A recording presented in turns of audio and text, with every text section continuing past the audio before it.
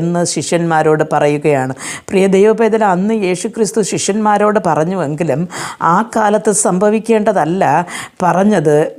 യേശുക്രിസ്തുവിൻ്റെ രണ്ടാം വരവിന് മുന്നോടിയായിട്ട് ആരംഭമായിട്ട് ലോകത്തിൽ സംഭവിക്കുന്നതിനെയും ക്രിസ്തീയ സഭകളിൽ സംഭവിക്കുന്നതിനെയും ക്രിസ്ത്യാനിയുടെ ഇടയിൽ സംഭവിക്കുന്നതും ആണ് അവിടെ ക്രിസ്തു പറഞ്ഞുകൊണ്ടേ വന്നത്. അപ്പോൾ ഇവിടെ പറയുമ്പോൾ ആ ഒരു 23-ാമത്തെ വാക്യത്തിൽ ഇങ്ങനെ കാണുന്നു, നിങ്ങളോ സൂക്ഷിച്ചു കൊള്ളുവിൻ, ഞാൻ എല്ലാം നിങ്ങളോട് മുൻകൂട്ടി പറഞ്ഞുവല്ലോ എന്ന്.